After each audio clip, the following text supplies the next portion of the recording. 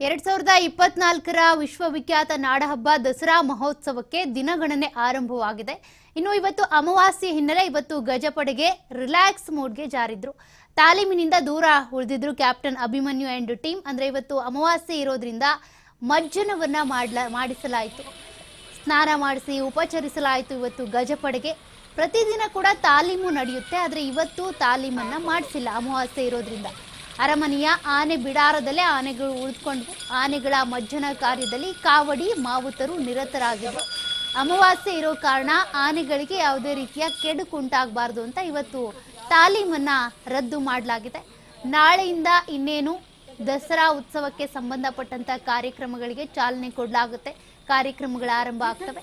ಇಲ್ಲಿವರೆಗೂ ಕೂಡ ಪ್ರತಿದಿನ ಆನೆಗಳ ತಾಲೀಮು ಇರ್ತಾ ಇತ್ತು, ಆದರೆ ಇವತ್ತು ತಾಲೀಮಿನಿಂದ ರೆಸ್ಟ್ ಕೊಡಲಾಗಿದೆ. ಕ್ಯಾಪ್ಟನ್ ಅಭಿಮನ್ಯು ಮತ್ತು ಟೀಮ್ ಇವತ್ತು ಈ ಮಜ್ಜನ ಕಾರ್ಯ ಇರ್ಬೋದು, ಊಟ ಉಪಚಾರದಲ್ಲಿ ತೊಡಕೊಂಡಿದ್ರು.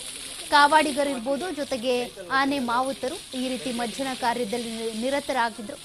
ಇವತ್ತೊಂದಿನ ಅಮಾವಾಸ್ಯೆ ಇರೋದ್ರಿಂದ ಇವತ್ತು ಈ ತಾಲೀಮಿನಿಂದ ರೆಸ್ಟ್ ಕೊಡಲಾಗಿದೆ.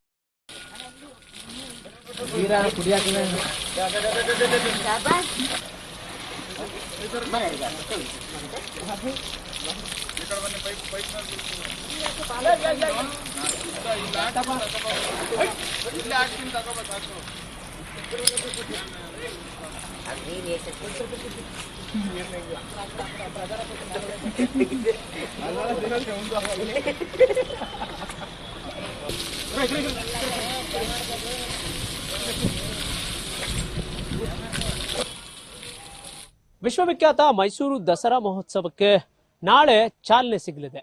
ಈಗಾಗಲೇ ದಸರಾ ಉದ್ಘಾಟನೆಗಾಗಿ ಸಕಲ ಸಿದ್ಧತೆಗಳು ಕೂಡ ನಡೀತಾ ಇರತಕ್ಕಂಥದ್ದು.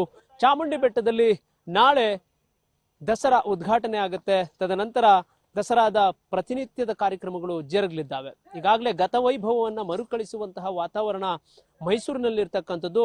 ಇನ್ನ ಪ್ರಮುಖವಾಗಿ ಜಂಬೂ ಸವಾರಿಯ ಪ್ರಮುಖ ಆಕರ್ಷಣೆ ಅಂತ ಹೇಳಿದ್ರೆ ಆನೆಗಳು. ಈ ಒಂದು ಗಜಪಡೆ ಪ್ರತಿನಿತ್ಯವೂ ಕೂಡ ಜಂಬೂ ಸವಾರಿ ಮೆರವಣಿಗೆಗಾಗಿ ತಾಲೀಮಿನಲ್ಲಿರ್ತಕ್ಕಂಥದ್ದು.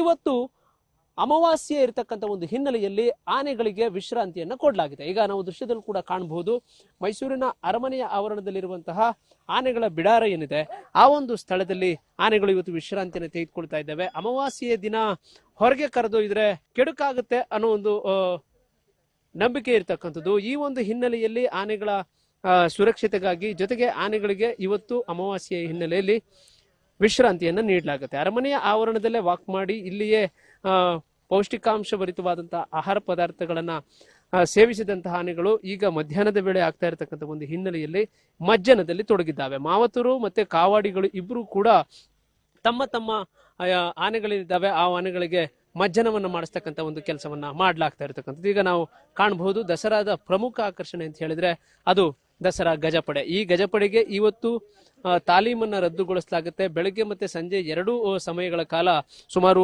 5 ಕಿಲೋಮೀಟರ್ ಅಂದ್ರೆ ಮೈಸೂರಿನ ಅರಮನೆ ಆವರಣದಿಂದ ಬನ್ನಿಮಂಟಪದ ಪಂಜಿನ ಕವಾಯತು ಮೈದಾನದವರೆಗೂ ಕೂಡ ಪ್ರತಿನಿತ್ಯ ತಾಲೀಮಿನಲ್ಲಿ ಇರ್ತವೆ. ಇವತ್ತು ಅಮಾವಾಸ್ಯೆ ಇರತಕ್ಕಂಥ ಒಂದು ಹಿನ್ನೆಲೆಯಲ್ಲಿ ಆನೆಗಳು ವಿಶ್ರಾಂತಿಯನ್ನ ಪಡೆದುಕೊಂಡಿದ್ದಾವೆ. ಇನ್ನ ನಾಳೆ